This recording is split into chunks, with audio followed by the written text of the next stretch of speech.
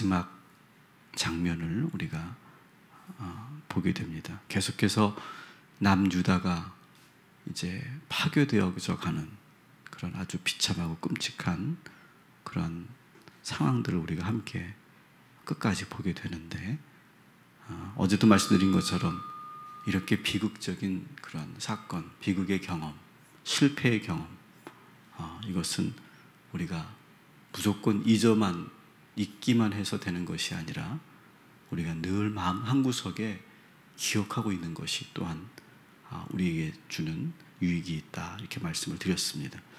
오늘 이제 이 남유다가 점점 파괴되어져 가는 이 과정을 통해서 우리의 삶을 잘 적용하는 그런 예배가 되길 소망합니다. 바벨론의 공격은 단순히 정치적인 것으로 끝나지 않습니다. 왕들을 처단하고 여러 왕족들과 신하들과 귀족들을 포로로 잡아가는 그런 그 정도로 끝나지 않고 아예 이 땅에서 사람이 살지 못하도록 성과 도시 전체를 파괴하는 그런 일까지 하게 됩니다. 그래서 느부갓네살 왕은 그의 시위대장인 느부사리단을 시켜서 남유다의 모든 것을 다 파괴하라, 이렇게 명령을 하죠. 우리 8절부터 10절까지 같이 읽도록 하겠습니다. 바벨론 왕 느부갓네살의 19째 해 5월 7일에 바벨론 왕의 신복 시위대장 느부사리단이 예루살렘에 이르러 여호와의 성전과 왕궁을 불사르고 예루살렘의 모든 집을 귀인의 집까지 불살랐으며 시위대장에게 속한 갈대아 온 군대가 예루살렘 주위의 성벽을 헐었으며. 아멘. 하나님의 성전을 불사릅니다. 왕궁을 불사르고 예루살렘의 모든 집을 불살랐다. 그리고 급기야는 예루살렘 성벽의 동서남북 사면을 다 무너뜨려 버립니다. 여러분, 성벽이 사방으로 무너졌다, 이것은 뭘 의미할까요? 이미 도시로서의 기능이 끝났다, 이렇게 말할 수 있는 것이죠. 여러분, 이 성벽이 무너진 채 몇 년을 삽니까? 이스라엘은 140년을 삽니다.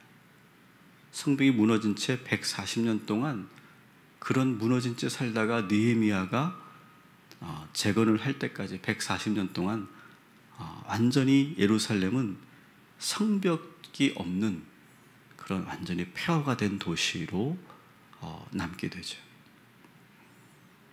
그리고 거기서 끝나지 않고 얼마 남지 않은 백성들을 다 끌고 갑니다. 11절 같이 읽습니다. 성중에 남아있는 백성과 바벨론 왕에게 항복한 자들과 무리 중 남은 자는 시위대장 느부사라단이 모두 사로잡아가고. 아멘. 그래서 예루살렘에 남아있던 사람들은 아예 나라 재건을 꿈조차 꾸지 못하는 그런 무능력한 사람들만 남아있었어요. 그저 그들은 포도원을 다스리는 농부로만 할 게 없으니까 살게 만들었어요. 12절 같이 있습니다. 시위대장이 그 땅에 비천한 자를 남겨두어 포도원을 다스리는 자와 농부가 되게 하였더라. 아멘. 그리고 나서 남유다에 돈 될 만한 값진 것들은 다 싹 다 가져가 버립니다. 13절부터 15절까지 읽습니다. 갈대아 사람이 또 여호와의 성전의 두 놋 기둥과 받침들과 여호와의 성전의 놋 바다를 깨뜨려 그 놋을 바벨론으로 가져가고 또 가마들과 부삽들과 부집개들과 숟가락들과 섬길 때에 쓰는 모든 놋그릇을 다 가져갔으며 시위대장이 또 불 옮기는 그릇들과 주발들 곧 금으로 만든 것이나 은으로 만든 것이나 모두 가져갔으며. 아멘. 성전에 있는 모든 돈 될 만한 것들은 다 가져갑니다. 마치 일제시대 때 그 일본이 우리 조선 백성들의 숟가락, 사발까지 다 가져간 것처럼 아주 싹 쓸어가는 거죠. 이스라엘에 있던 쇠붙이, 조금이라도 반짝거리는 것들은 모두 다 가져가 버려요. 비참한 것은 오늘 본문에 보니까 성전에 쓰여지는 이 선물들이 부피가 큰 것들이 있잖아요. 그 부피가 큰 것들은 가져가기가 힘드니까 다 쪼개버려요. 그냥 쪼개서 운반하기 좋게 그걸 가져가 버리는 거예요. 저는 왠지 이 말씀을 묵상하면서 제 어릴 때가 떠올랐어요. 제가 어렸을 때 저희 아버님이 사업에 실패를 하시고 또 보증도 또 잘못 쓰신 적이 있었는데 집에 있는 가재 도구를 진짜 싹 다 가져가더라고요. 저는 그걸 어릴 때 제가 봤어요. 집행관들이 우리 집 가재 도구를 다 밖으로 끌어냈어요. 아침에 자고 있는데 아침 일찍 몇 시인지는 기억이 안 나. 그때 한 4살, 5살 정도인데 가재 도구를 다 밖으로 끌어내요. 그리고 그 집을 나가라는 거예요. 그래서 이른 아침에 거기서 쫓겨나서 그 당시 달동네로 저희 집이 이사를 가게 됩니다. 또 몇 년 후에 또 사업을 하시다가 또 어려움이 생겨서 집안에 이렇게 빨간 딱지가 이렇게 붙었어요. 그래서 TV도 함부로 볼 수 없고 장롱문도 함부로 열 수 없는. 그래서 저는 이 바벨론 군사들이 이 예루살렘에 있는 그 성전에 있는 궁에 있는 그 백성들에게 있는 것들을 싹 다 쓸어가는 갔을 때 이 이스라엘 백성들의 심정이 잘 이렇게 공감이 되더라고요. 어린 나이였지만 아무 저항도 할 수 없는 그런 무력감, 뭐 울 수도 없고 뭐 화를 낼 수도 없는 그런 상황. 또 지금도 기억나는 게 어린 나이에 뭐 4-5살짜리 아이가 엄마 아빠의 눈치를 보면서 울지도 못하고 그냥 이게 무슨 상황인가 이해가 안 되는 그런 일들을 한 3번 정도 경험한 것 같아요. 어린 나이에 이런 아주 무서운 경험을 하다 보니까 저도 모르게 그런 생각을 했던 것 같습니다. 세상에서는 아무것도 하면 안 되겠구나. 우리 아버지처럼 열심히 뭔가를 해도 세상에서는 이게 안 되는 거구나. 괜히 일을 많이 벌리면 안 되겠구나. 그런 생각을 제가 했던 것 같아요. 실패하면 이렇게 무서운 거구나. 실패라는 것이 이게 그냥 막연한 게 아니고 정말 무서운 거구나. 저는 그것을 아주 어릴 때부터 저는 경험했던 것 같아요. 그래서 전 지금도 기억나는데 어릴 적에 저희 아버지가 너는 꿈이 뭐냐? 이렇게 물으면 제가 뭐라고 대답한지 아세요? 보통 사람이 되는 게 제 꿈이다. 그렇게 말할 정도였어요. 평범한 사람, 보통 사람 되는 게 꿈이다. 그러면 아버지 입장에서 장남이 보통 사람이 된다라고 하면 좋아할 부모가 있어요? 야, 너는 꿈이 뭐 이렇게 그러냐? 너는 왜 꿈이 없냐? 그렇게 제가 핀잔을 듣기도 했어요. 근데 저는 그 경험이 저에게는 참 상처였던 거죠.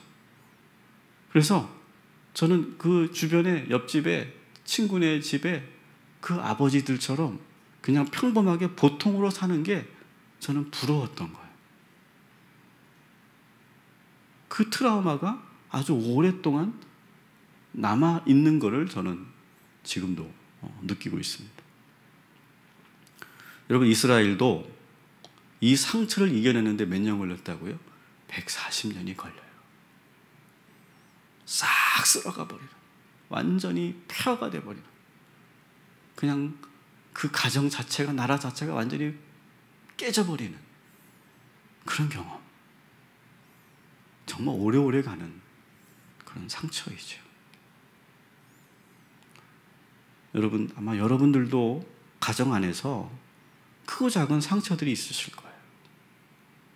저에게는 이제 저희 가정에 이런 상처가 있지만 여러분들은 여러분 나름대로의 그런 상처가 있을 거예요.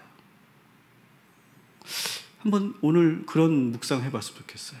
여러분에게 그 상처가 어떤 영향을 주었는지. 어릴 적에 그 조그만 아이가 야, 세상에서 아무것도 하면 안 되겠구나, 그런 생각을 하게 됐던 것처럼 아마 여러분들에게도 그 상처가 여러분들에게 어떤 영향을 줬을 거예요. 그 상처가 여러분 극복되었습니까? 그리고 치유되었습니까? 저는 치유가 됐다고 생각해요. 그러니까 치유가 됐으니까 제가 이런 말도 저는 할 수 있다고 생각하는데, 저는 이 상처가 현재 나쁘게만 저에게 영향을 주지 않는다, 저는 그렇게 생각해요. 그때 그 상처가 있었기 때문에 저의 어떤 성격, 저의 어떤 기질을 만들어 가는데, 그래서 저는 그때 그 경험 때문에 좀 더 신중하게, 그리고 좀 더 안정적으로, 무모하지 않게 그렇게 인생을 살아가게 되는 그런 계기가 저는 되었다, 이렇게 생각합니다. 여러분, 우리가 살면서, 성장하면서 가정 안에서 상처를 받으면 우리가 아프고 힘들지만 그것은 때로 우리들에게 유익이 된다는 사실을 여러분 믿으시기 바랍니다. 그 상처를 만나고 내가 그 상처를 잘 알고 있고, 저처럼 충분히 아파보고 느껴보고 다양하게 해석을 해보는 과정을 통해서 그 상처가 나를 이렇게 만들었구나, 나를 이렇게 긍정적으로 이렇게 성장시켰구나. 그리고 놀라운 것은 그 상처 뒤에 누가 계십니까? 우리 하나님이 계시거든요. 하나님은 아무것도 아닌 재료만 가지고도 우리를 유익하게 만들고 새롭게 만드시는 분이 우리 하나님이시죠. 그 좋지 않은 그런 상처의 경험을 경험하게 하셨지만 그걸 가지고도 하나님은 저를 그렇게 새롭게 만들어 가신 것처럼 하나님께서는 여러분 각자의 그 상처를 가지고 더 유익하게, 더 복되게 만들어 주실 줄 믿습니다. 그래서 오늘 그런 묵상을 여러분이 해보시면 좋겠어요. 두 번째로 우리가 보게 되는 것은, 바벨론은 모든 것을 다 가져가면서 그래도 그곳에 지도자 한 사람을 세워두죠. 그는 왕은 아닙니다. 왕은 아니고 바벨론이 임명한 총독도 아닙니다. 그 밑에 지방 장관 정도를 거기에 둡니다. 22절을 우리 한번 같이 읽어보겠습니다. 유다 땅에 머물러 있는 백성은 곧 바벨론 왕 느부갓네살이 남긴 자라 왕이 사반의 손자 아히감의 아들 그달리아가 관할하게 하였더라. 아멘.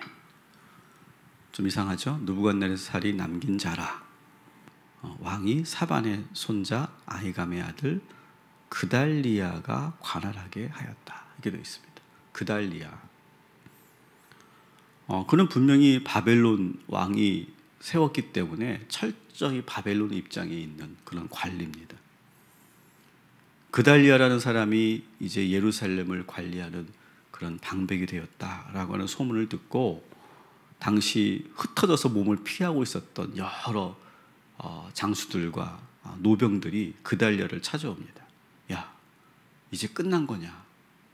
우리들도 또 숙청당하는 게 아니냐? 이렇게 두려워할 때, 그때 이 그달리아가 그 군사들에게 24절에 이렇게 말하죠. 같이 읽습니다. 그달리아가 그들과 그를 따르는 군사들에게 맹세하여 이르되 너희는 갈대아인을 섬기기를 두려워하지 말고 이 땅에 살며 바벨론 왕을 섬기라. 그리하면 너희가 평안하리라 하니라. 아멘. 그래서 더 이상 바벨론하고 대적하지 말고 고개를 숙이고 그냥 잘 따르면 아무 일이 없을 겁니다. 이렇게 그달리아가 그 노병들을 달랩니다. 근데 그때 마지막 남유다의 마지막으로 유일하게 남은 왕족이 하나 있었어요. 이스마엘이라고 하는 자인데, 이 이스마엘이라는 자가 10명의 부하를 이끌고 그달리아의 집을 쳐서 이 그달리아를 죽입니다. 아마 그렇게 봤겠죠. 배신자라고 봤겠죠. 나라를 팔아먹은, 그리고 자기가 높은 지위에 오른 그런 배신자라고 봤겠죠. 그리고 이 이스마엘은 마지막 왕족이기 때문에 훗날 무언가를 도모하려는 생각에서 이런 일을 벌였을지도 몰라요. 근데 그렇게 죽이면 죽인 것으로 끝나면 되는데 어떻습니까? 두렵지 않습니까? 바벨론이 또 응징하기 위해서 또 이 예루살렘을 침공하고 또 자기들을 다 죽인다면 얼마나 그것이 또 끔찍하겠습니까? 그러니까 그렇게 일을 저질러 놓고 이 이스마엘과 그 일당들은 어떻게 하냐면 애굽으로 도망쳐버려요. 이게 저는 참 기가 막힌 거예요. 자기들이 일을 저질러 놓고 그리고 너무 무서우니까 도망쳐버리는 거예요. 애굽으로. 26절을 같이 읽습니다. 노소를 막론하고 백성과 군대 장관들이 다 일어나서 애굽으로 갔으니 이는 갈대아 사람을 두려워함이었더라. 아멘. 자, 갈대아 사람은 누굽니까? 바벨론이에요. 바벨론. 갈대아 하면은 여러분이 바벨론 이렇게 이해하시면 돼요. 애굽으로 도망가 버려요. 이 장면을 예레미야 40장부터 43장을 여러분 오늘 한번 읽어보시면 이때 그달리아를 죽이고 그리고 도망갈 때 예레미야가 뭐라고 했고, 그리고 그때 이 이스마엘 이하의 많은 그런 일당들이 어떻게 행동했는지. 급기야는 어떻게 합니까? 43절에 보면 예레미야가 절대 너희들 그러지 말라고 했는데 그 말을 안 듣고 그달리아를 죽이고 그리고 예레미야 말을 안 들으니까 이들이 막 화를 내면서 이 예레미야를 자기들이 도망가는데 같이 끌고 애굽으로 도망가 버려요.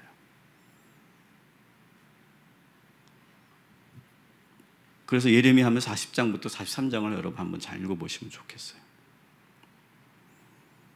여러분 이 그달리아를 죽인 이 이스마엘의 이 행동을 여러분 한번 묵상해 봅시다. 상당히 즉흥적이죠. 아무런 대안도 없고 대책도 없어요. 그냥 이 일을 저질러 놓은 거예요. 저지르고 나니까 어때요? 두려운 거예요. 걱정되는 거예요. 그러니까 어떻게 해요? 애굽으로 도망쳐 버리죠. 여러분 우리가 이런 행동하지 않았으면 좋겠어요. 그냥 내가 순간 욱해가지고 그냥 내가 한번 확 그냥 저질러 버려놓고 그러고 나서 수습이 안 되니까 그냥 훌떡 도망쳐 버리는 그런 인생 우리가 안 살았으면 좋겠어요.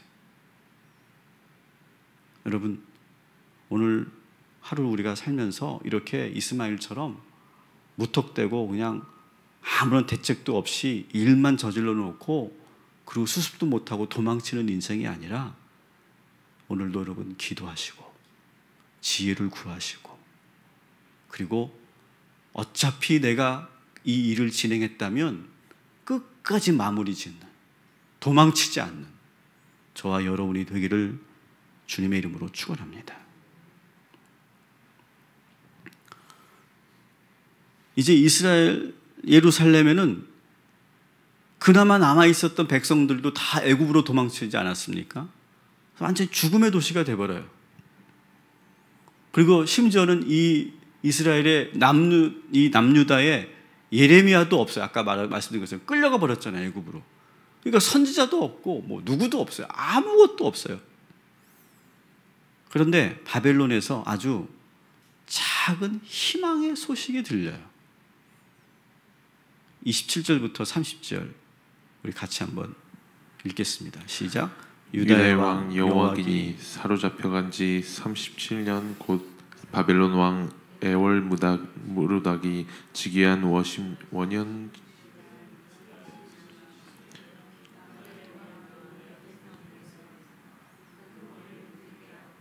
그에게 좋게 말하고 그의 지위를 바벨론에 그와 함께 있는 모든 왕의 지위보다 높이고 그 죄수의 의복을 벗게 하고 그의 병생에 항상 왕의 앞에서 양식을 먹게 하였고 그가 쓸 것은 날마다 왕에게서 받는 양이 있어서 종신토록 끊이지 아니하였더라. 아멘. 어떤 소식이 있냐면 죽은 줄로만 알았던 여호와긴 왕의 소식이 들려요. 여러분 기억하시죠? 여호와김은 죽었고 그의 아들 여호와긴은 잡혀갔어요. 그리고 그 뒤에 시드기야는 어떻게 됩니까? 눈에 뽑혀서 또 잡혀가죠. 근데 그때 있었던 이 여호와긴이 37년 동안 감옥에 갇혀 있다가 석방됐다라고 하는 소식이 들려와요. 그동안 그렇게 무시무시했던 느부갓네살 왕은 죽었어요.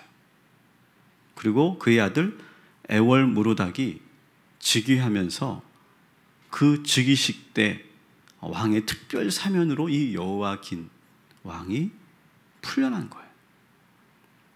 사실 이 마지막 구절에서 이 열왕기하 마지막 장면에서 이 장면을 여러분 우리들에게 소개하는 이유가 뭘까요?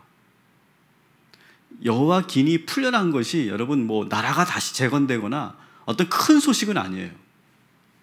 어떤 실질적으로 뭔가 변화를 일으키는 소식은 아니에요.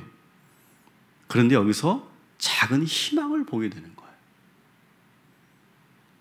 그렇게 영원할 것 같았던 느부갓네살의 통치가 끝났다라고 하는 것을 보여줍니다.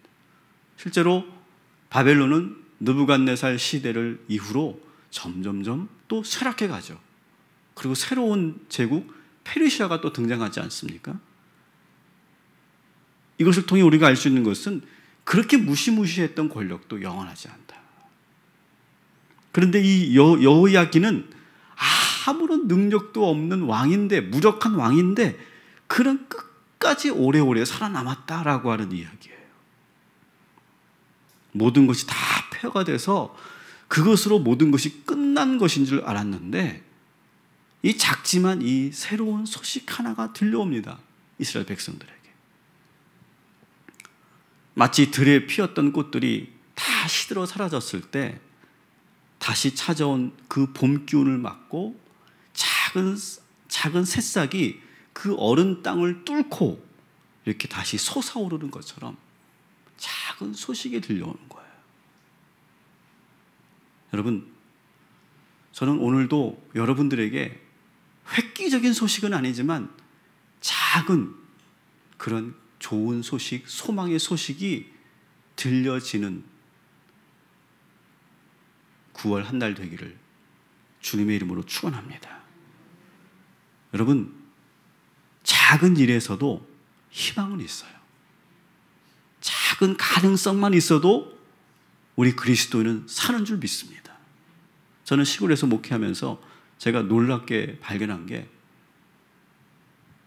바닥에 이렇게 시멘트로 바닥을 다 덮었잖아요. 시멘트로 바닥을 덮었는데 놀라운 것은 그 단단한 시멘트를 작은 그 들풀들이 뚫고 올라오더라고요. 그러면서 여러분 안 보셨을 거예요. 그 시멘트가 쩍쩍 갈라져요. 저는 그걸 보면서 놀라워요. 야, 이 작은 싹이 무슨 힘이 있다고 이 시멘트를 이렇게 갈라놓느냐. 저는 그걸 보면서 이것이야말로 우리 그리스도인들의 그런 생명력이 아니겠느냐. 여러분, 그리스도인은요 절대로 죽지 않습니다. 작은 희망만 있어도, 작은 틈만 있어도 우리는 그것을 뚫고 올라올 수 있는 그런 힘이 우리들에게 있음을 믿으시기 바랍니다. 여호와긴이 살아났대, 풀려났대. 그 소식이 예루살렘 사람들에게는 그렇게 와닿는 그런 소식은 아니었지만 그걸 통해서 새로운 소망을 지금 하나님께서는 우리들에게 소개하기 위해서 열왕기하의 마지막 구절에 이 말씀을, 이 소식을 들려주시는 것처럼 여러분들에게도 9월 한 달 그런 기쁨의 소식, 작지만 소망이 넘치는 소식을 우리 하나님께서 들려주실 줄 믿습니다. 우리가 희강이를 놓고 기도할 때 그러지 않았습니까? 희강이가 오늘은 잘 잤대, 밥을 잘 먹었대, 열이 내렸대. 그 작은 소식이 계속 들리면서 우리도 힘이 나고 우리도 기쁘고 더 많이 기도하게 되지 않았습니까?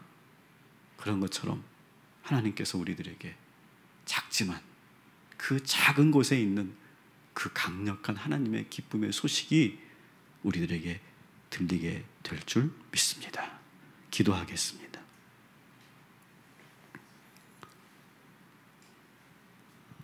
바벨론 군대가 모든 것들을 무너뜨리고 싹 다 쓸어가는 그런 비참한 그 장면을 우리가 묵상합니다. 하나님, 우리 성도들에게도 어린 시절부터 지금까지 잊을 수 없는 그런 상처들이 있을 것입니다. 그 상처 때문에 우리가 왜곡되고 그리고 잘못된 인생을 살게 되기도 했지만 그 상처 뒤에 계신 하나님께서 우리를 지켜주셔서 오히려 그 상처 때문에 우리를 더 유익하게 만들고 더욱더 단단하게 만들어 주신 줄 믿습니다. 어린 시절에 받았던 그 상처를 오늘 묵상하게 하시고 그 안에 계신 하나님의 섭리를 발견하게 하시고 그 모든 것을 극복해낼 수 있도록 인도하신 하나님께 감사드리는 귀한 이 아침이 되게 하여 주시옵소서. 이스마엘처럼 그렇게 아무 대책도 없이 즉흥적으로 행동하지 말게 하시고 그리고 도망치지 말게 하시고 오늘도 지혜 주시고 명철함을 주셔서 잘 판단하고 계획할 수 있도록 인도하여 주시옵소서. 여호와 기니 살아났다는 그 작은 소식처럼 우리들에게도 작은 기쁨의 소식을 들려주시니 감사합니다.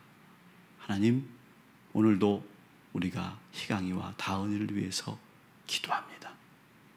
그들에게 필요한 것은 큰 것이 아닙니다. 밥 잘 먹고 열 내리고 아파하지 않는 것만으로도 기쁨의 소식인 줄 압니다. 하나님, 우리 모든 성도들에게도 오늘도 작은 그런 새싹 같은 그런 소식들이 들려지게 하시고 그걸 보면서 이게 뭐라고 이렇게 우리가 평가절하 하지 말게 하시고 작은 곳에서도 소망을 볼 수 있는 그런 믿음의 눈을 가진 우리 성도들 되게 하여 주시옵소서. 우리 유준이도 주님께서 강건케 하여 주실 줄 믿습니다. 하나님, 고쳐주실 줄 믿습니다. 우리 아이가 스스로 이제 우유를 먹을 수 있도록 인도하여 주옵시고 모든 면역력으로부터 잘 이겨나갈 수 있도록 주님 인도하여 주시옵소서. 오늘도 이제 우리 수험생들을 위해서 기도합니다. 우리 명진이, 가연이, 민기, 지훈이, 보현이, 상우, 수연이, 영유, 정호, 주님께서 이 이름을 기억하시고 오늘 하루도 충실하게 살게 하시고 최선을 다하는 하루가 되게 하여 주시옵소서. 우리 모든 성도들 이제 8월 마지막 날을 보내며 잘 마무리하고 새롭게 시작할 수 있는 힘을 허락하여 주시옵소서. 예수님의 이름으로 기도합니다.